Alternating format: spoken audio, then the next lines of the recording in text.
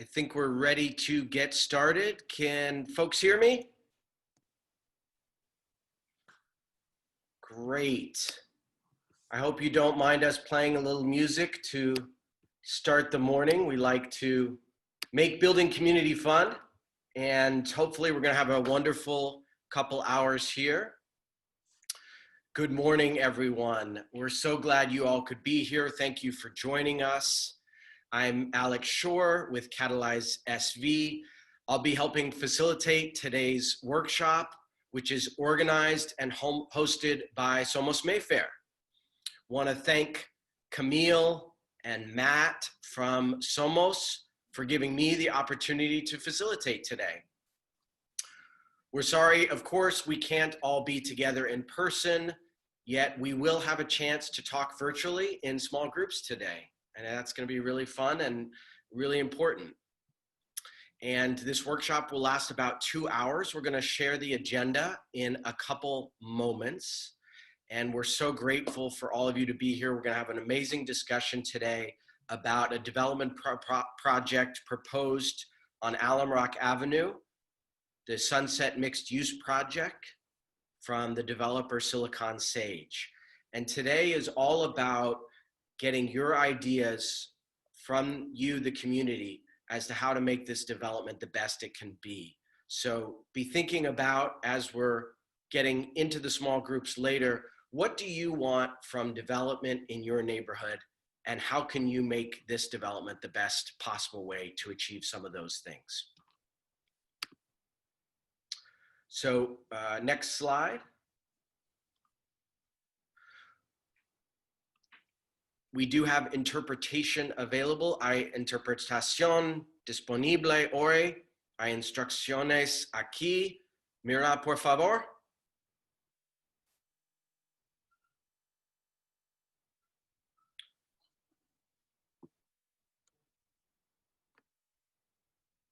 Next slide.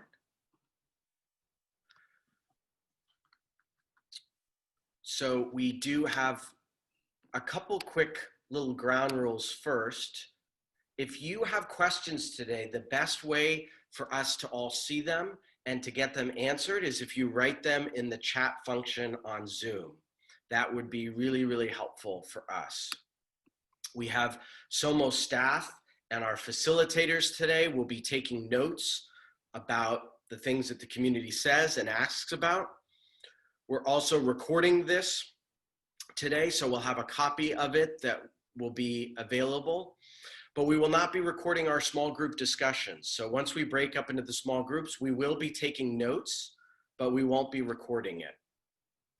And we welcome, since we can't be together in person, the next best thing is being here on Zoom. So if you want to share your screen and your camera, share your camera on screen, that would be wonderful. We welcome that. And if you could mute yourself in case there's any background noise, that would be appreciated to help the meeting go a little smoother. So we want to move to the next slide and welcome all of you, the community. Thank you so much for being here. We can't wait to hear your ideas today on what you want development to look like in your neighborhood and this development to bring it to you. We want to welcome SOMOS staff who helped put on this workshop and are supporting this wonderful organization and neighborhood. SOMOS staff, if you can physically raise your hands and wave. Great. Thank you, SOMOS staff. We have some leaders from the Alumrock Urban Village Advocates group. Alumrock Urban Village Advocates, can you all please raise your hands and wave and say hello?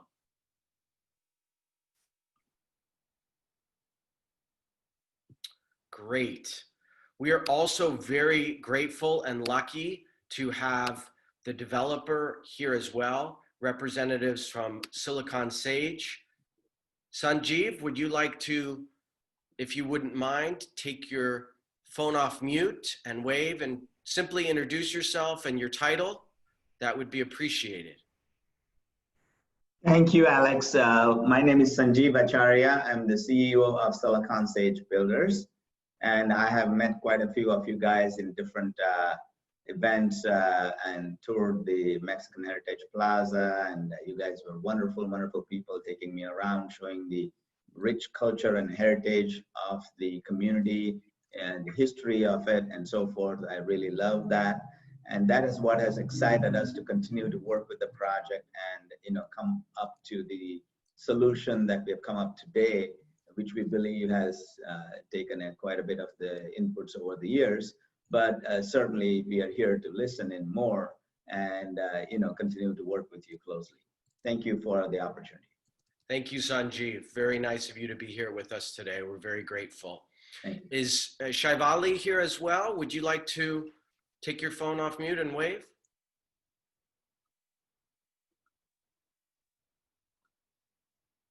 Sorry, Shaivali was expected to join in a few minutes. Okay. I think she may be running a little bit late. Okay. Well, we're so grateful for SiliconSage staff. Is there anyone else here from your staff, Sanjeev, that you'd like to introduce? I have the, I'm unsure if they've all joined successfully yet, but yeah, so they may be shortly joining if they're not joined, but maybe we can circle back a little bit later in the discussion. Great. Well, we're so grateful you're here. I think you're going to really love the small groups when we break into those, and I can't wait for you to hear from some community members. We're also very lucky to have a lot of really wonderful City of San Jose staff. Let's start, if we can, with our council office. Francis, would you say your name and title and give a wave real quick, if you wouldn't mind? Sure, I'm Francis A. Bear. I'm Chief of Staff to Councilmember Carrasco, here to listen. Thank you so much for being here, Francis. How about Jennifer from our planning department? Would you mind saying your name and title and just saying hello? Sure. Good morning, Jennifer Piozze, planner on the Urban Village team, and I'm here to listen. Thank you, Jennifer, for being here. We really appreciate it. Let's kick it over to Zach Mendez. Would you do the same? Hi, everybody. My name is Zach Mendez. I work with the City of San Jose's Parks and Recreation Department, and I am also here to listen in today. Thanks, Zach. We haven't yet met yet, but Ms. Spears from the Housing Department, would you be willing to say hello and do the same? Yes, hi, Shantae Spears from the city's housing department, where I work on policy and planning, and I'm here to listen. Thank you so much for being here. We appreciate it. I think we also have Ruth from planning. Would you want to say hello, Ruth? Hi, good morning. Buenos dias. Ruth Cueto, City of San Jose Planning Division. I oversee the planning's housing team, and I'm here to listen and learn. Thank you. Ruth, thank you for being here. Great to see you. And do we have Dr. Bauer from Alumrock Unified School District? Are you here today too, and would you like to say hello?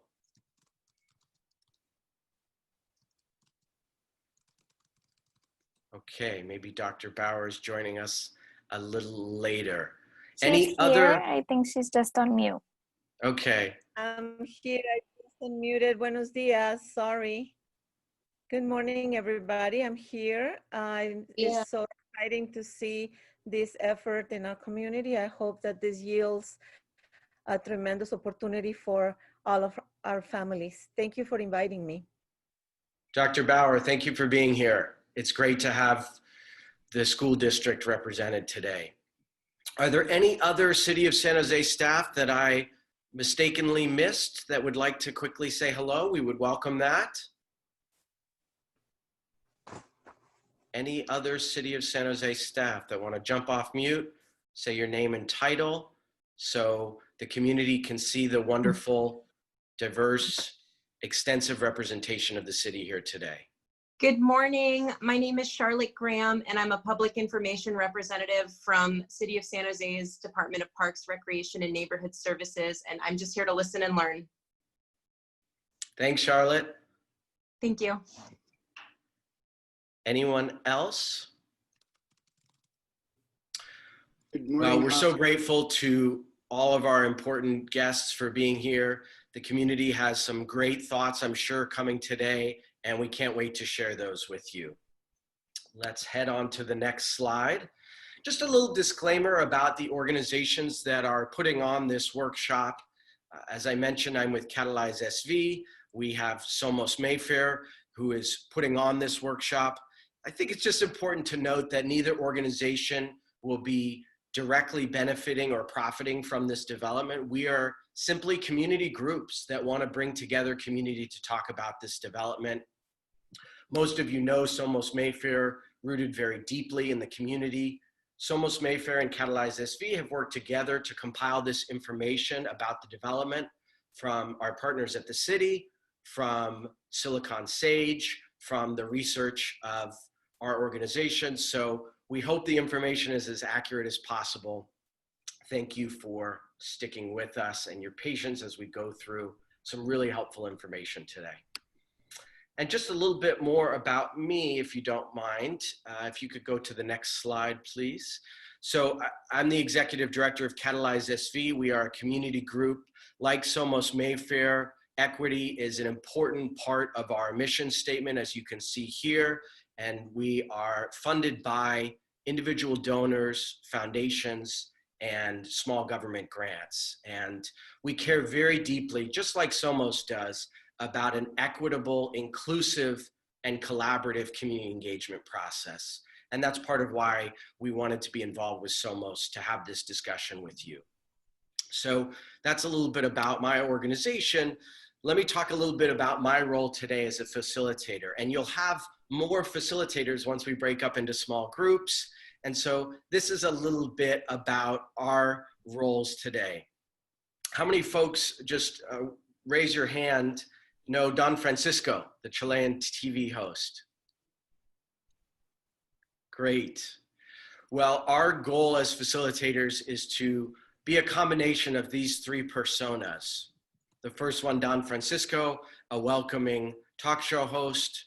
For those of you who don't know Don Francisco, we used to use Mr. Rogers. So think about Mr. Rogers or Don Francisco as folks who want to welcome everyone and make them feel included. But if the conversation gets off track, or if someone happens to end up dominating, we'll step in as teachers to make sure we stay on track.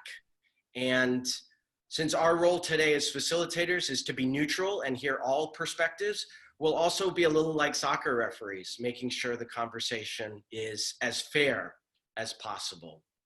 So a little combination of each of these, we will try to guide the conversation with as light a touch as possible so we can hear as many perspectives. So next slide, please.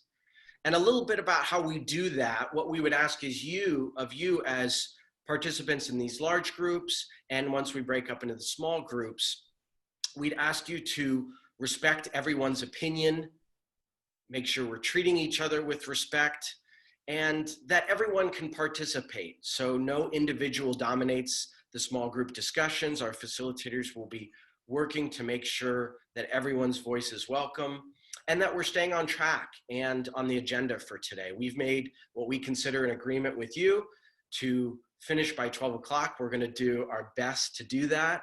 And so we're gonna keep moving the conversation forward at times so that we can get all the parts of our agenda and get to all of your comments as well. There are certain things we will not have a chance to talk about today. They're outside of the scope of this workshop.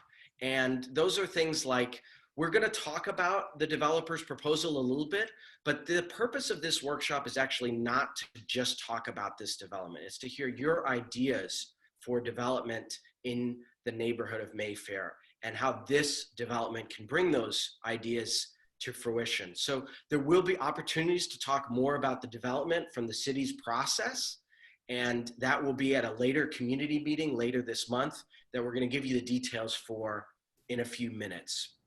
If you're having concerns or issues with other developments in the city or with the city's process, we would also reroute those topics to other conversations where they may be best. But the more time we spend on those today, the less time we have to get your creative ideas into the hands of the developer and the city. So let's talk now about what this workshop will be about.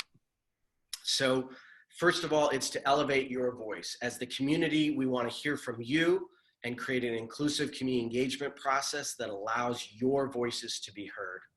We also want to address the concerns that many of you have expressed to SOMOS Mayfair and to your city leaders and to each other about displacement in our community. So those are two of the things we're going to cover. How are we going to cover them? Well, first of all, we're going to get an understanding of the site, it's the possibilities for the site, and to start it off, the neighborhood. What is the history and context of this neighborhood? And we're going to get some amazing information in a few minutes on that. We're going to be brainstorming your ideas about the development of this site and the neighborhood. So we really want your ideas. They can be as creative and outlandish as possible. We will do our best to write them all down and keep track of them. We're going to collect all the input we hear today. As many notes as our facilitators can take, we will put those together and we will share that input back with not just the developer, SiliconSage, not just the city of San Jose, but also you, the community. And we'll talk about how we're going to do that in a few slides later on today. So our agenda, we've already done the first two arrows. So now we'll move on to the past, present, and future context of the neighborhood and the city, and then we'll talk about the site. After that, we'll briefly touch on the developer's current proposal before we watch a few-minute video of the site so you have a better sense of what's there and what's around it. After we watch the video, we'll break into small groups, breakout rooms on Zoom, to ask what you want to see from the development of this site. After that, we'll return finally to the large group on Zoom, and each small group will share two main themes of what they heard in their conversation that our facilitators are going to share about. So before we talk about the site, let's talk about how this neighborhood has been impacted by decisions and policies in the past. To do that, we're very lucky to hear from Jessica Paz Cedillos from the Mexican Heritage Plaza, who's going to talk with us for a few minutes about the history of the neighborhood and the city. Thanks, Jessica. You got it. Thanks, Alex. My name is Jessica, and I'm the Executive Director of the School of Arts and Culture at the Mexican Heritage Plaza. But prior to that, I was the Development Director for Mayfair, so estamos en familia. And I'm going to talk about the historical context of San Jose and the East Side. And as you know, the groups involved in this conversation lead with equity, right? And so in order to understand the injustice and the inequities that our community faces, it's important for us to understand the history of San Jose. So before the arrival of the European settlers, this was the land of the Ohlone people. And when the settlers started to populate San Jose, many stayed away from the East Side, which was under-resourced. So in the 1950s, you can see that the East Side lacked the infrastructure that more affluent areas had. And then in the 1970s, when development started to take place, it actually further divided and segregated the East Side. And in 2000, there was $1 million investment.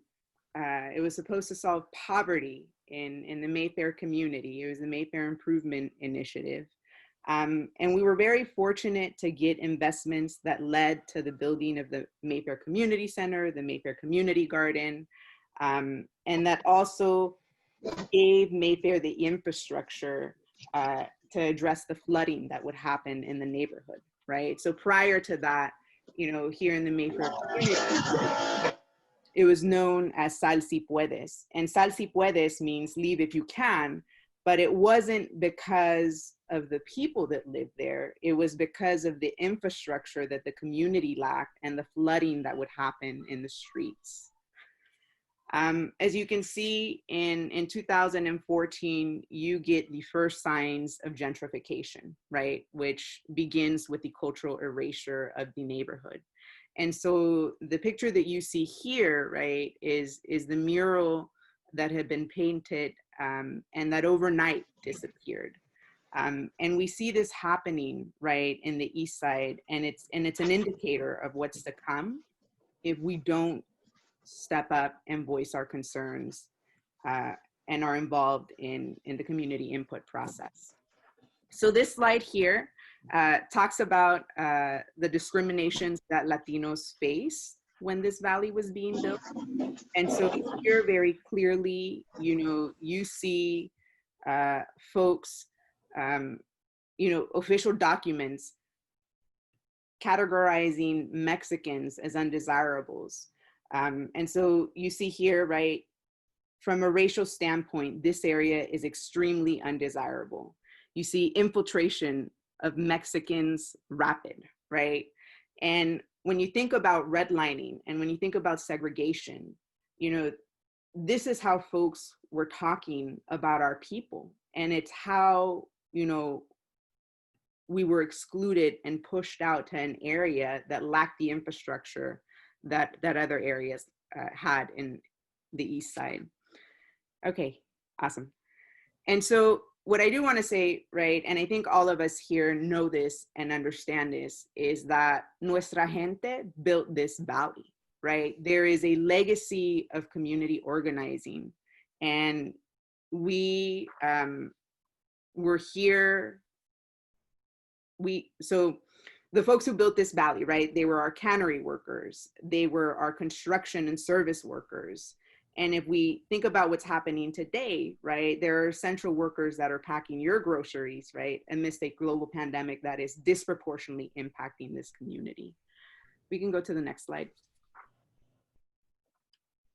All right, so as you can see, this here is an image of the Safeway, which was located at the Mexican Heritage Plaza.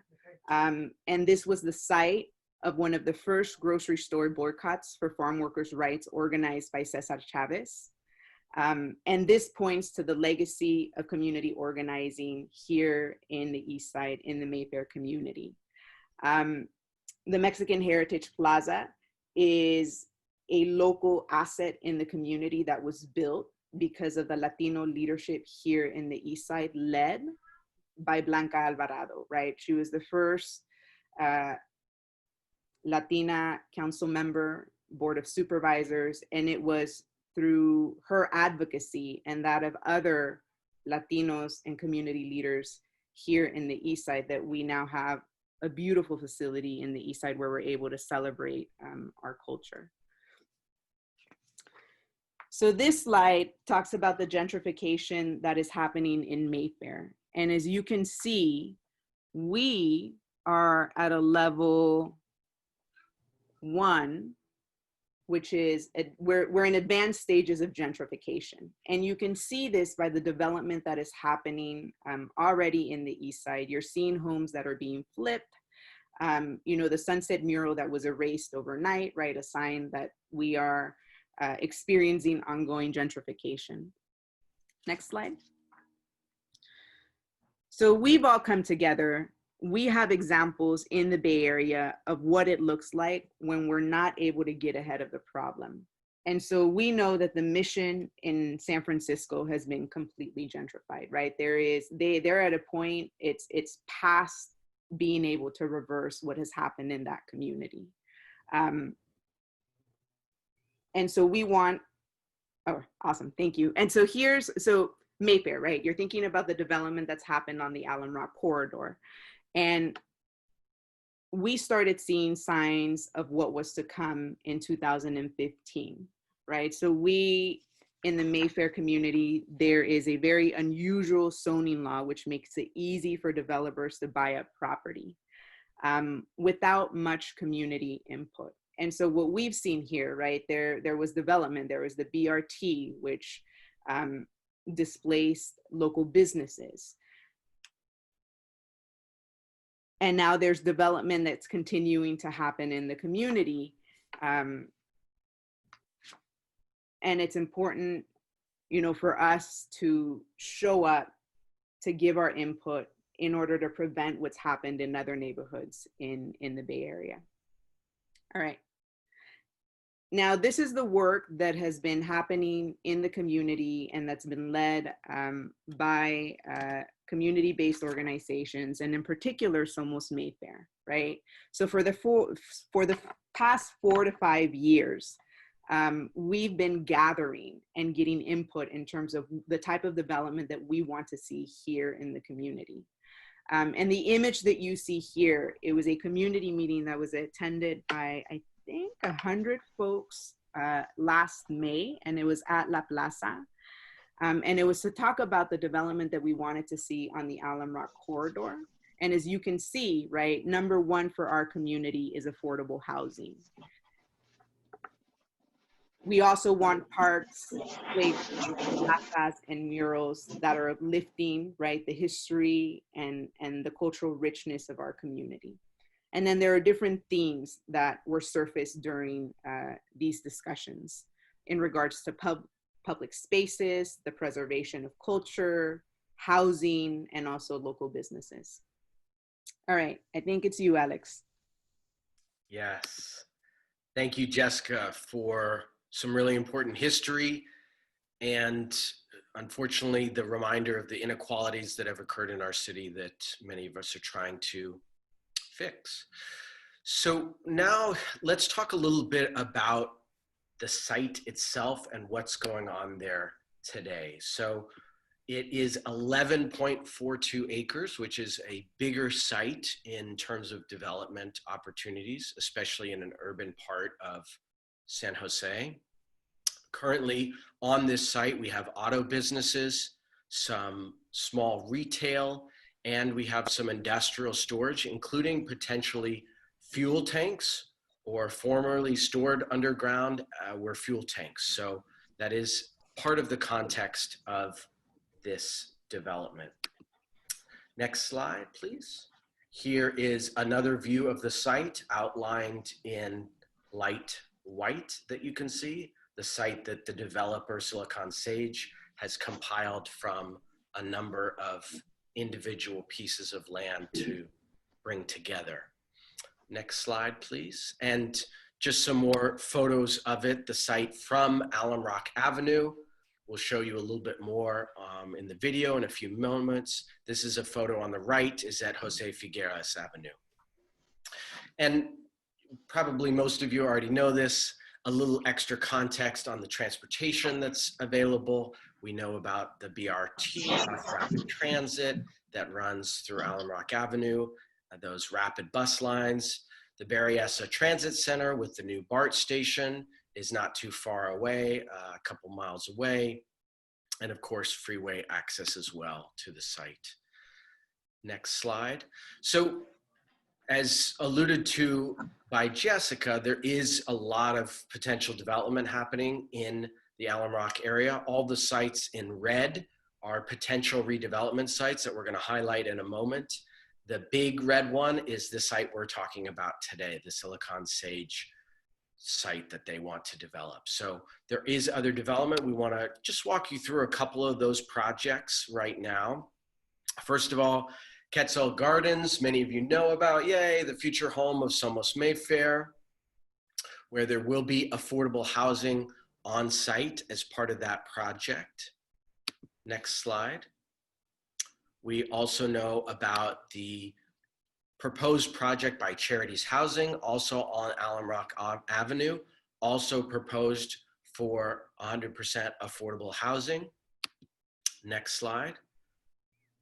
Villa del Sol is another project proposed on Alumrock Avenue with homes and some ground floor commercial, aka retail or small shops space. Also a project that Alumrock Urban Village Advocates has worked on with my organization, Catalyze SV, a little bit.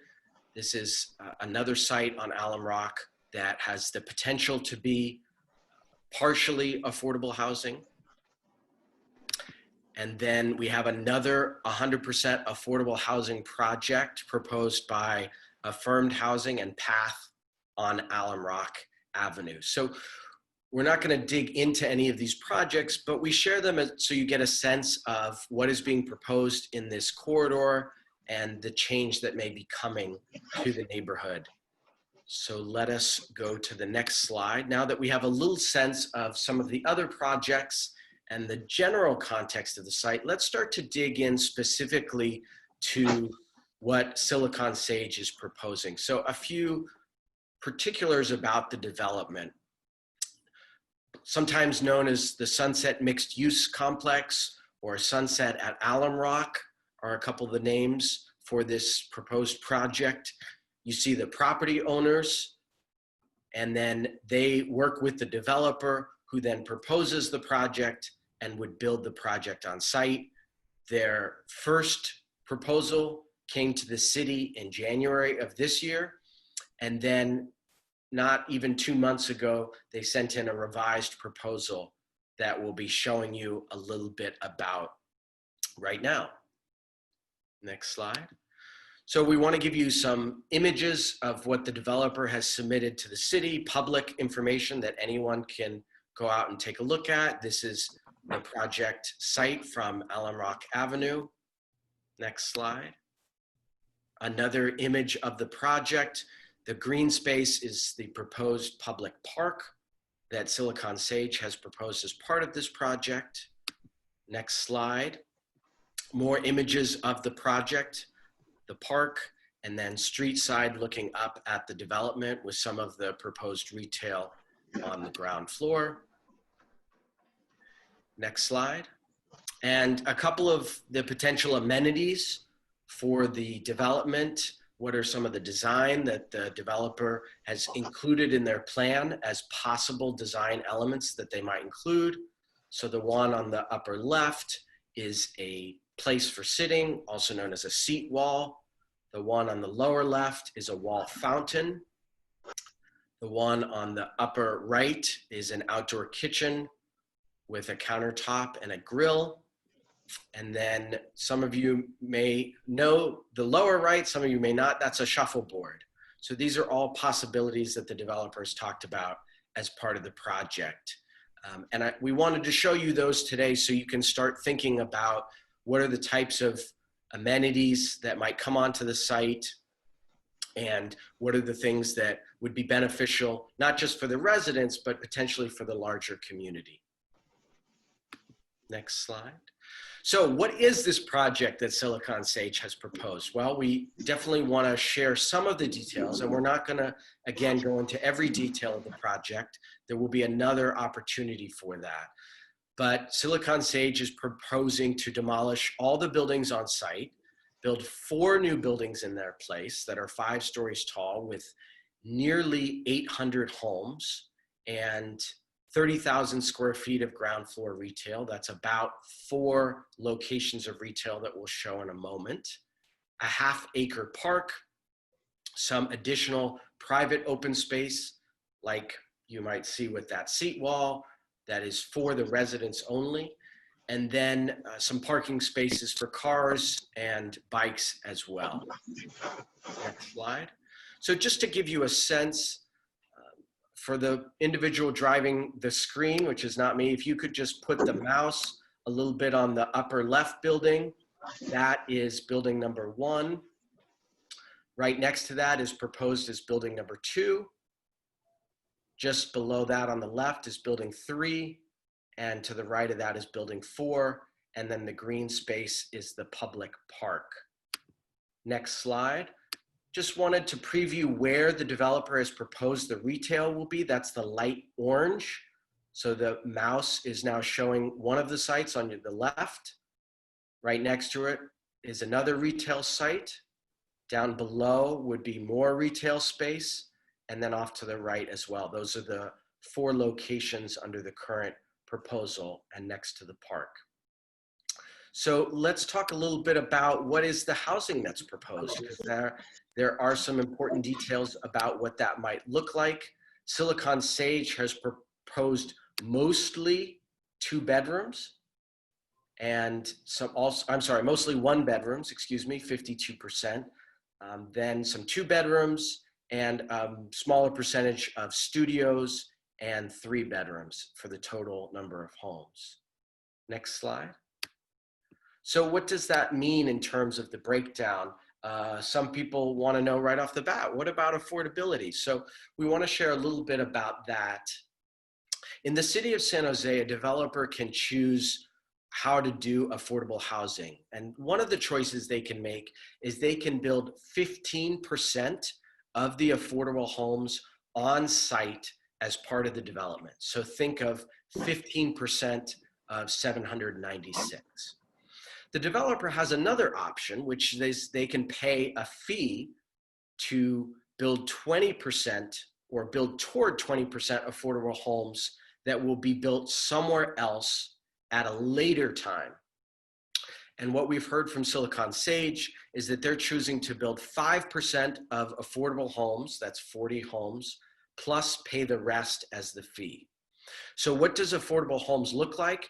Well, there's all kinds of ranges of affordable homes. We're not going to get into too much of that detail, but we do want to share that what SiliconSage has proposed is that the affordable levels for a 4-person household, that 5% that they're proposing would mean you'd want to make an income of $112,000 to $169,000 to qualify. That would have to be the range to afford one of those 40 homes.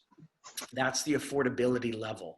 And there are different levels that a developer can choose to make something more affordable so that people who make less than $112,000 can afford that amount. Let's go on to the next slide. So what is rent? Just to give you an idea, some of the research we have done, average rents in East San Jose are almost $500 less than rents in downtown San Jose. And in the city overall, the housing department, and you heard from a representative, Ms. Spears here today, has found that the average income to afford a 2-bedroom apartment rent in San Jose is $112,000. That's the annual income for an average 2-bedroom. Let's go to the next slide. So what might that look like in terms of rents for the 4 types of bedrooms that SiliconSage has presented as possible, or what they want to propose for this development? So the city of San Jose finds that the average rents in the first 3 months of this year, this is the breakdown from studios to 3 bedrooms. And so we thought, well, let's look at another development that SiliconSage has actually built in San Jose at 138 Ballback Street, which is in downtown, where rents, again, are traditionally a little bit more expensive than East San Jose, according to our research. So if the average rent in San Jose is $2,800 for a 2-bedroom, the developer in downtown San Jose has just built a project where rents are $4,000 for a 2-bedroom. And for a 3-bedroom, they would be at $4,600 in this current development. We just went on the website this week, looked at what they are advertising the rents for, and put those numbers, which can change, but put those numbers in at $4,000 and $4,600. So we know the community is going to want to ask about these kinds of questions, so we just wanted to share that information up front and go into a little extra detail. So that's a little bit about the project. Before we go into your thoughts on it, let's very quickly get a sense of the process going forward, so you as the community know where you can dig in and continue to be involved. And there's a very important meeting coming up on August 31st. That will be a city-hosted meeting in which the developer will be presenting, different than today's process and format. And so you're welcome to participate, again, via Zoom. There's more information on the next step of this process, which is called an environmental evaluation period or an environmental impact report. And so you can comment with your thoughts on how thorough and how good the evaluation that the city is doing of what this potential development will do. So 6:30 to 8 on August 31st is another opportunity to participate. You can also email your comments about the environmental report to Angela and Tai Chow with the City of San Jose. And there are their email addresses and ways to do that. Next slide. So now we're going to take a few minutes. I'm going to go on mute. We're going to show the video of the site so that And we would do this in person. We would walk the site together as we've done in the past. We can't do that today because of the pandemic. So we're going to try to show a video that gives you a sense of what that looks like. Let's go ahead and start that video.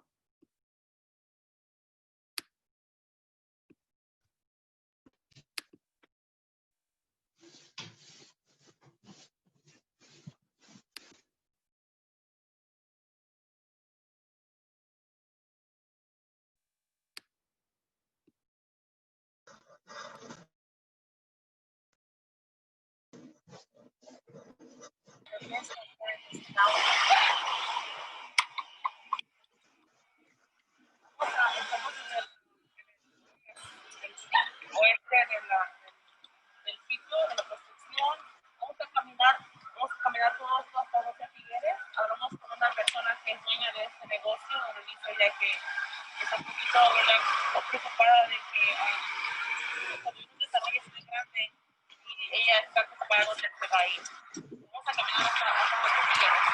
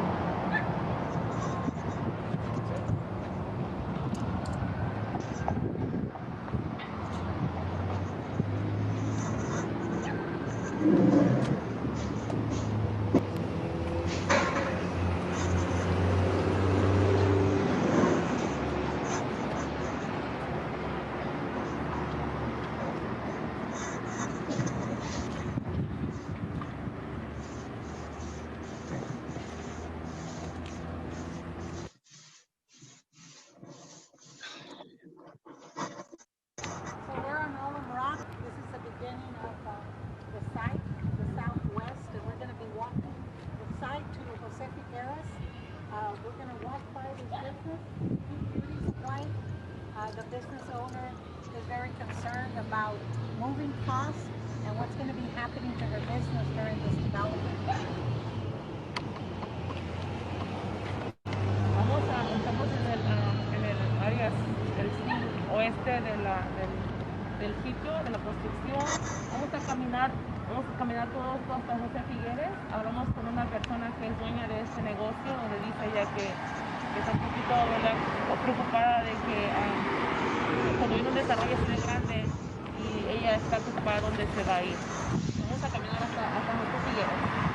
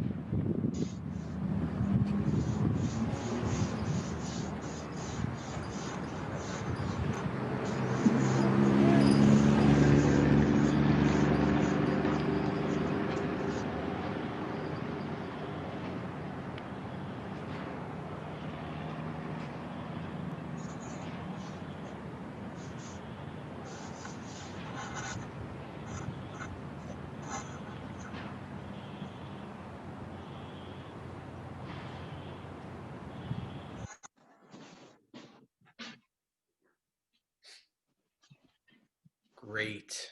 Thank you for showing that video. That was helpful. And I hope that benefited all of you as well. I want to thank Matt and Andrea we're seeing a lot of good questions in the chat function, and it looks like Matt and Andrea and SOMOS staff have been able to answer most of those. So the questions, you're welcome to keep coming, and we'll do our best to address them in the chat function. Just a quick couple notes about the breakout rooms before we go into them.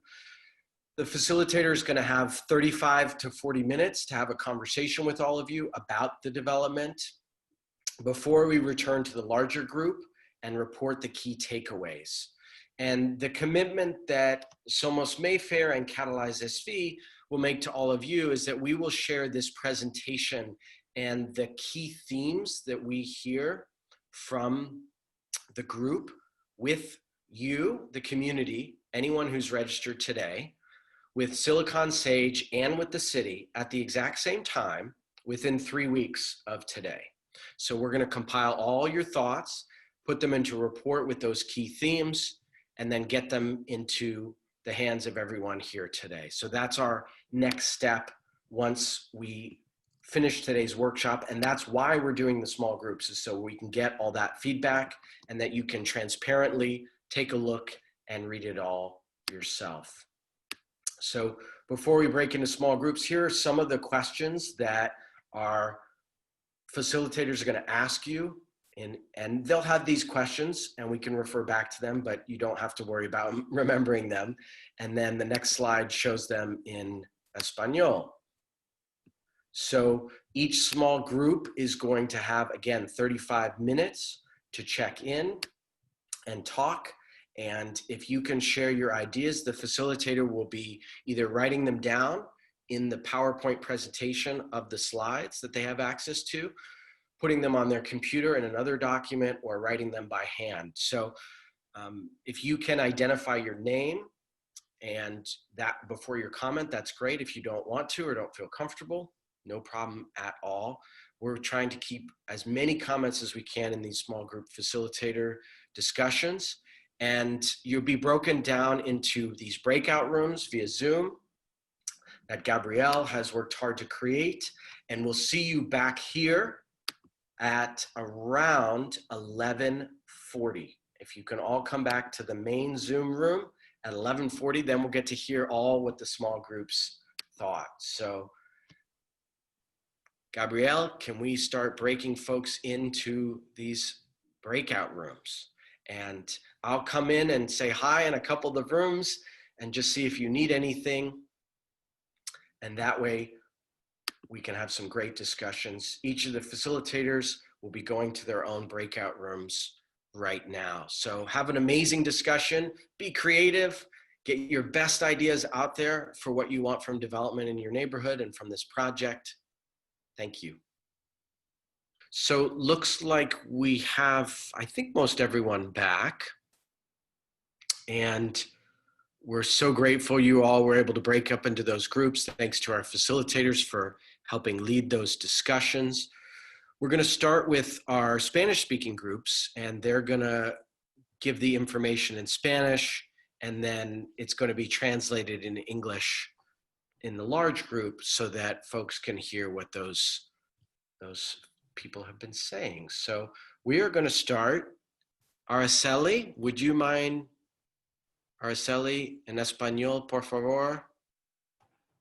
Cuando estás lista. Lista. Buenísima. Gracias. Tuvimos un súper hermoso diálogo. Me encantó, todas pudimos compartir nuestra opinión.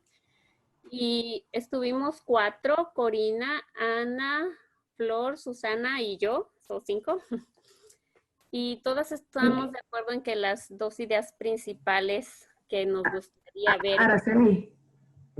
Sí. Puedes un poquito porque vamos a traducir nosotros y Sorry.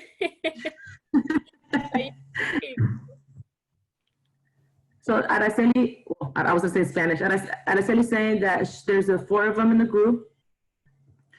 And ya se me olvidó, ¿ya ves Araceli? ¿Después qué más? We are Corina, Ana, Flor, Susana, and me. Okay. Y todas estuvimos de acuerdo en que las And- dos ideas principales son And then they'll all agree that the two key points will be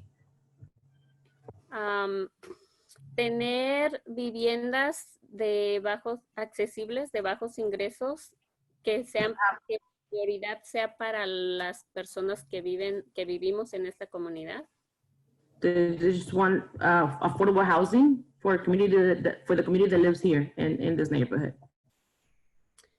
Y lugares abiertos And donde open donde la comunidad puede compartir y tener acceso where the community can share and access a la cultura, to culture, acceso a tecnología para estudiantes, access to technology for students, como cafecitos y puestos ambulantes, tiendas mexicanas. coffee shops, open spaces, open shops, and also Mexican stores, panaderías, I think. I added that, okay? Y ganancias que se reinvierta en nuestra comunidad, ganancias como por ejemplo en las escuelas o en nuestra comunidad. And have more funds to reinvest in our community or schools, for example. Buenísima. Muchísimas gracias, Araceli. Next, Rocio, por favor. Hola, yo Dos soy casas. Rocío. Oh. Mi grupo son de 5 personas. Ellos quieren tener que los edificios sean de bajo costo Okay, Rocio. My group was y aprovechar el espacio para que Rocío. haya fuentes de trabajo por las personas que van a desplazar de esos negocios. Aprovechar el espacio para que tengan negocio las personas. Necesitan parking. Rocio, un momentito.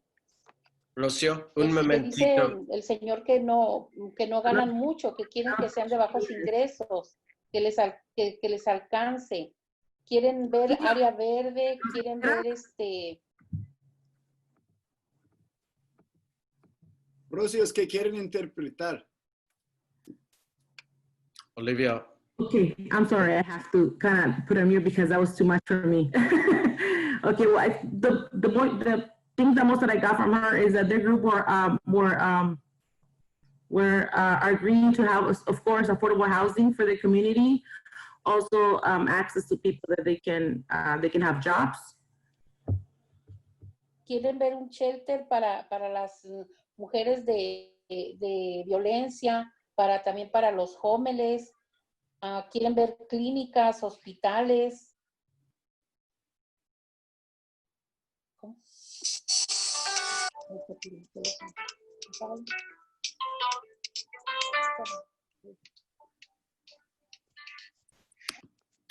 Olivia, can you translate the next, what you heard? Olivia, you're on mute. Let's unmute you. Olivia, you're still on mute. There you go. I'm sorry. I should actually call Rocio so she can stop. So it's multitasking. That's the only option I had. So what I heard from Rocio was like the main thing that the group was having affordable housing to the community, and also find ways to bring jobs to the community. I think that's what I heard from what she says. But basically affordable housing. Nada más, Rocio? ¿Está bien?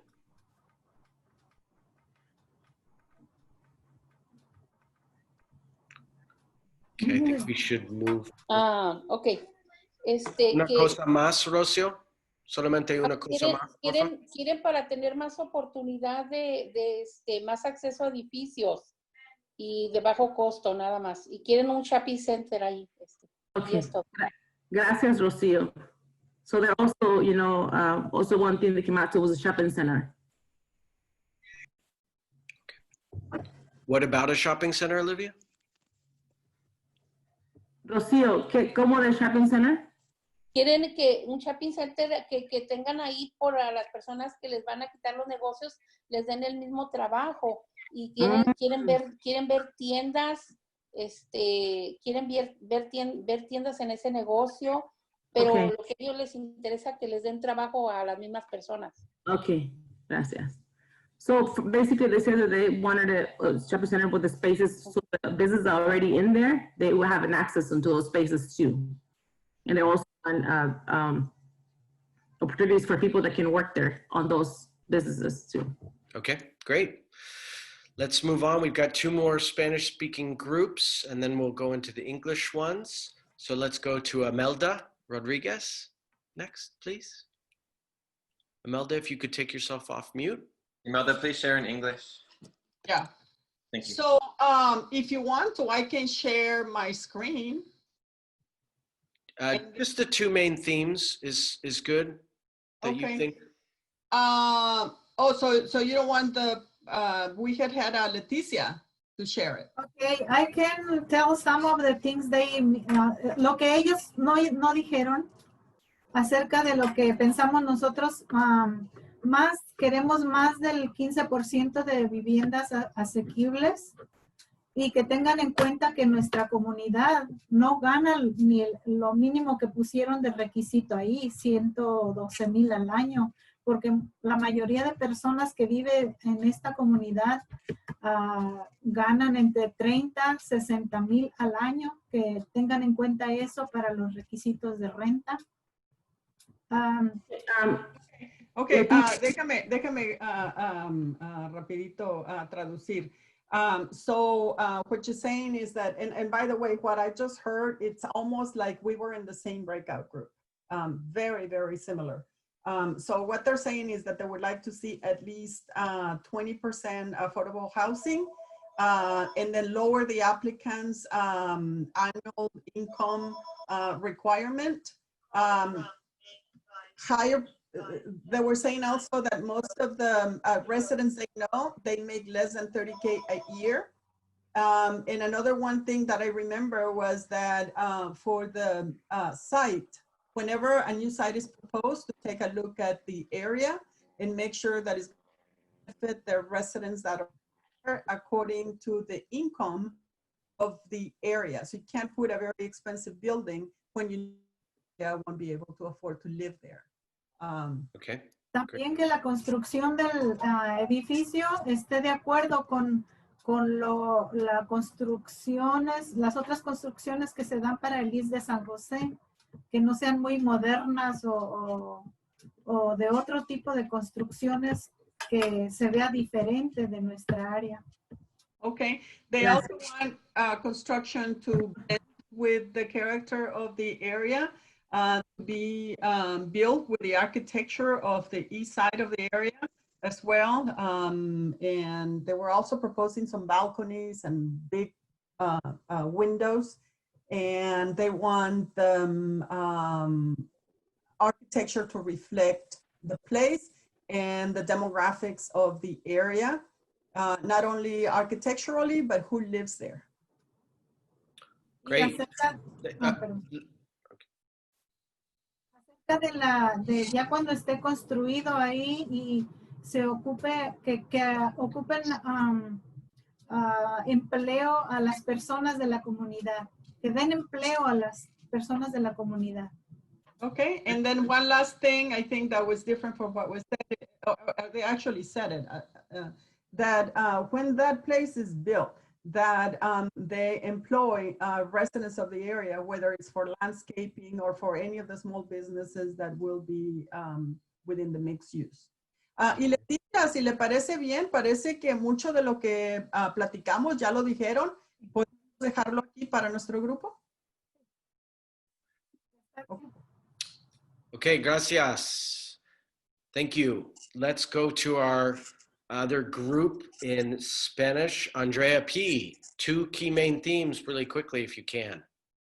Yes, so most of the groups before, 2 main themes. We obviously need access to affordable housing and low income, for low income and extremely low income residents. And the second thing that came up is bigger units for our families. Our families are a little bit larger, so we need units with more than 3 bedrooms. Thank you, Andrea. Fantastic. Let's keep doing them as quickly as Andrea did so we can get you out of here at 12, if you wouldn't mind. Let's go to Margarita Arroyo next. If you're ready, Margarita, we'd love to hear the 2 key main themes. Yes, so key main theme in our group was also affordable housing, also for low income and extremely low income, and support for the local businesses that are there. Okay, thank you, Margarita. Amazing. Good thoughts. Let's go to Jaime Alvarado. Jaime, would you share what you heard in your group? Couple key quick main themes. Okay, so the overarching number 1 was affordability, both for the project is not affordable right now for families or businesses. Well, actually, we don't know about businesses, but we suspect that the spaces also won't be affordable for existing businesses. One good quote was, "I didn't hear anything in the presentation about our community."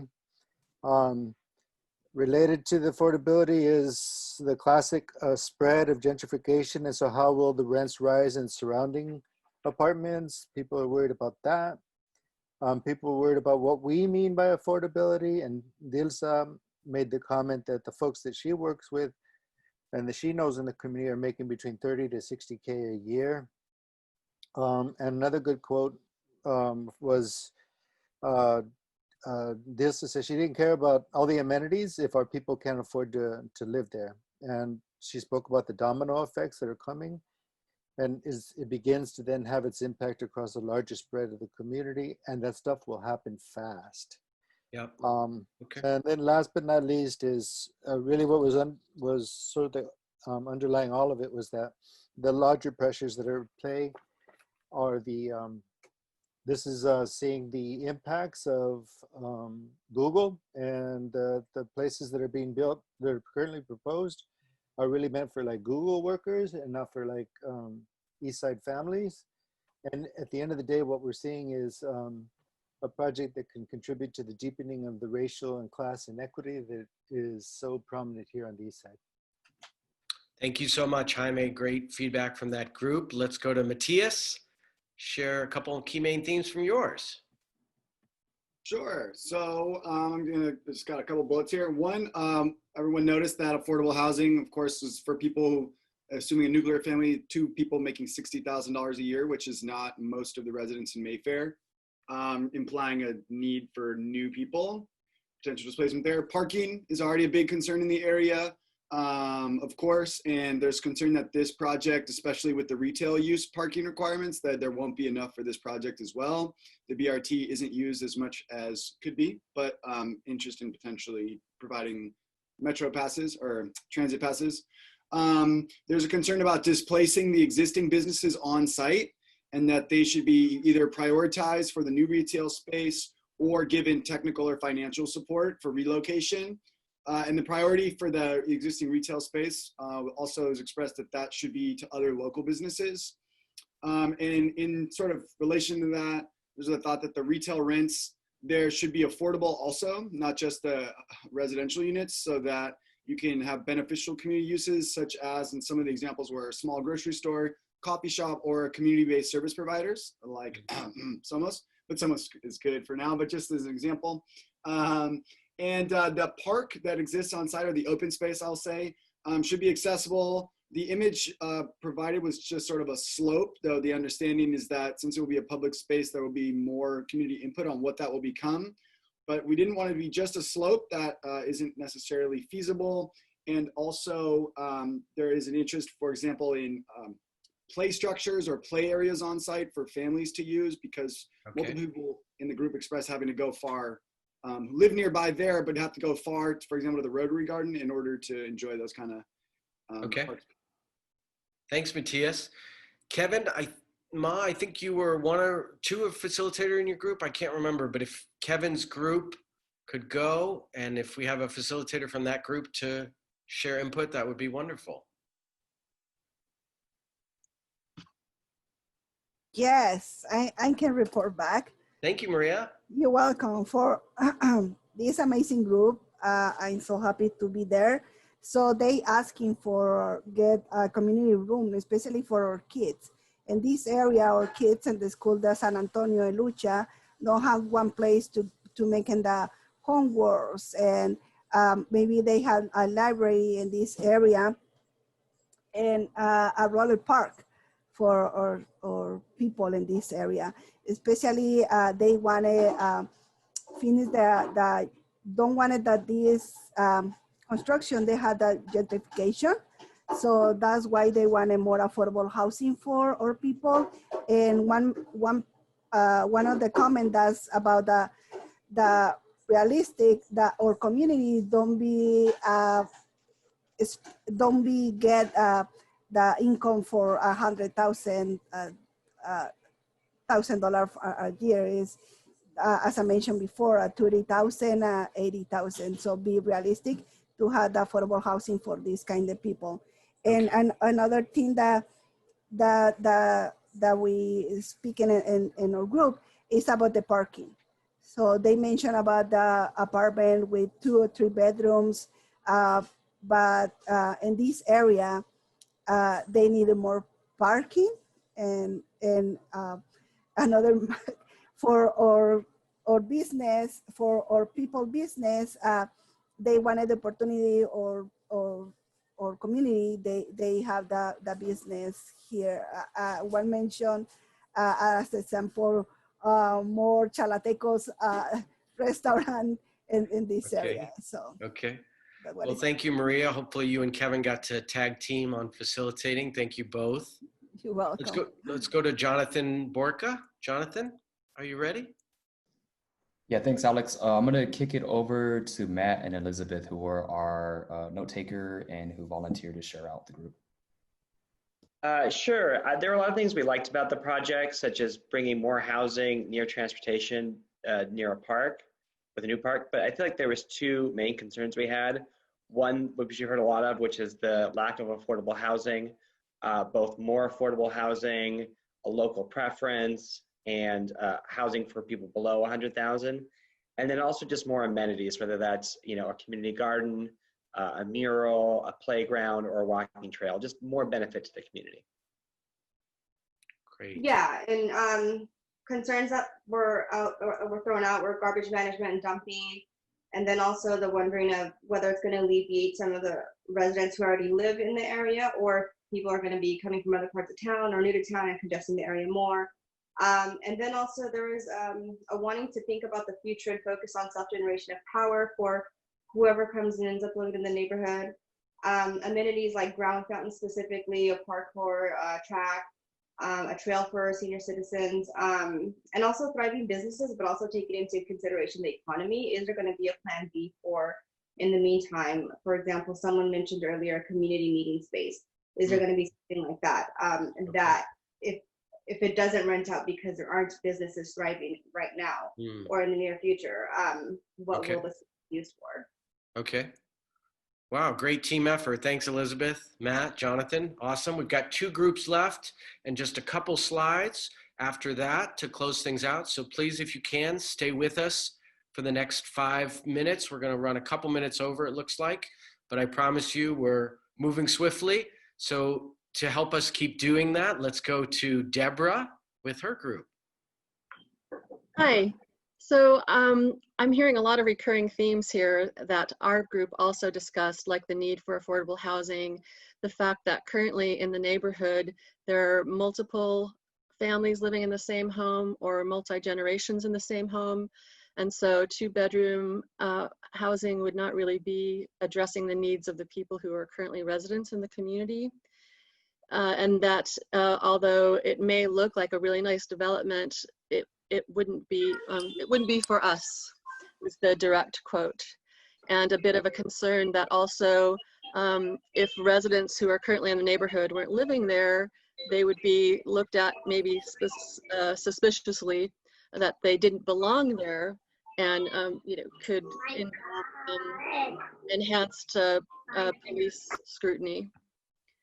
And then finally, that ideally 5 to 10 years from now, it would truly be a community space where people could walk their dogs there, even if they didn't live in the in the development.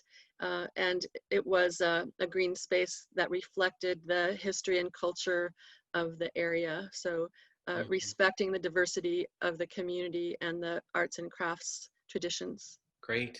Thanks, Deborah. Okay. So I know people are. One more thing. I'm from Deborah's group. Nabila, we've got to move on. I'm sorry. I apologize. We're running low on time. We've set it up. Your comments, I trust. I saw them actually getting typed in. So we've got those down. Please put it in the chat or share it back with Deborah and she'll make sure it's in there. So we want to be fair of everyone's time. I apologize. Let's finish it off. I think Chris Esparza and Catherine. Chris, do you have a chance to quickly share with us? Yeah, so we had 3 big points. We had lots of points, but 3 big ones. The affordable housing in lieu fees, do they stay in the Mayfair or the Alumrock, or could they shift over to some other neighborhood in San Jose? So wanting more affordable housing, but wanting if they're not going to spend the money here, that it stays here, if possible. We had big parking and transportation concerns. One solution might be to give the residents incentives to use BRT in the first year or 2 that they're on site, so we can get that. And then displacement among commercial businesses. Stop building 3,000 square foot spaces for local businesses that want 500 to 1,000 square feet.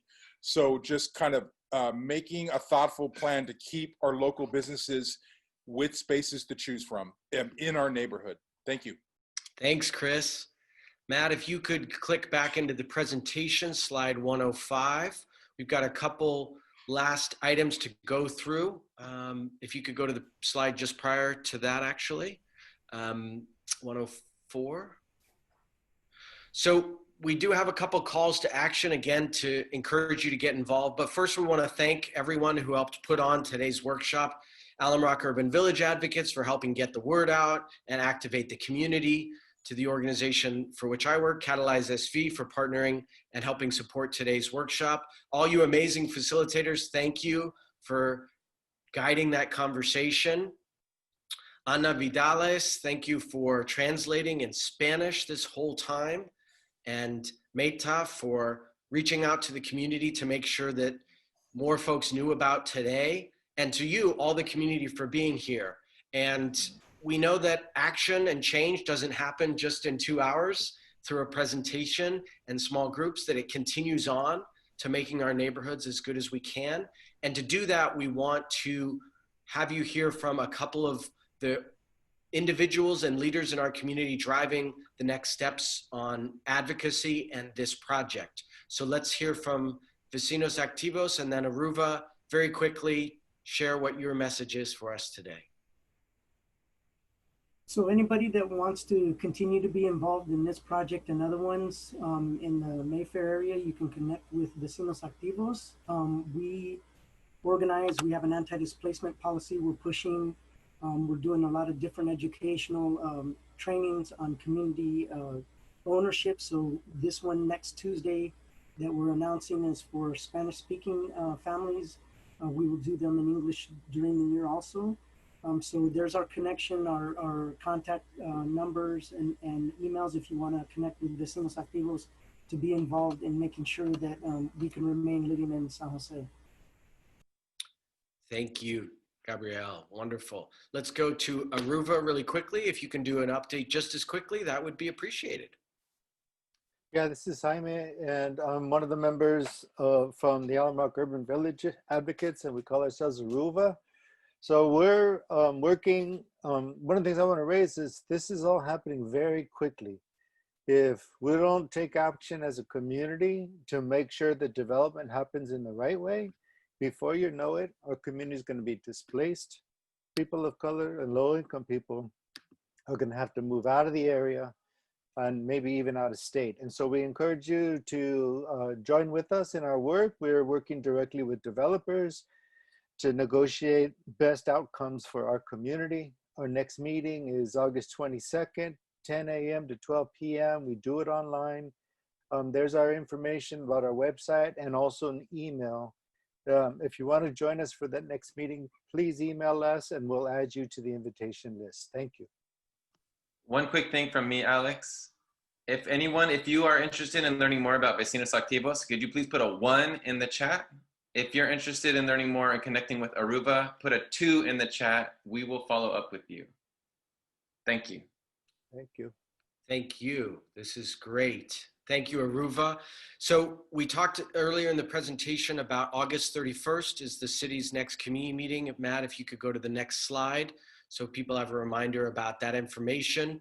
This is the community's meeting in which the developer will be presenting their project and the city, I'm sorry, it's not the community's meeting, it's the city's meeting, that the city will be running that meeting. So feel free to engage in that process. This will be a meeting about the environmental report specifically. So keep that in mind and keep in touch with the organizations that just presented about the project. Last slide is here's some closing information and contact for folks with the development company, with SiliconSage. You can reach them there. The quick link to the website from the city about the project. If you want to talk more with SOMOS, there's how to get in touch with Matt Gustafson, who's one of the organizers of today, the city staff, and Matt's waving. Thank you, Matt. And then if you want to touch base with me or Catalyze SV, this is how you can get in touch with us. So amazing to have you all here today. We are so grateful for your interest and your advocacy and your caring about your community. Please stay involved in whatever way you see fit. And we thank you so much again for being here. Thank you for allowing me to be part of this day with you. It really, really went wonderfully, and we're so grateful. Thank you for SOMOS Mayfair for allowing me to be here too.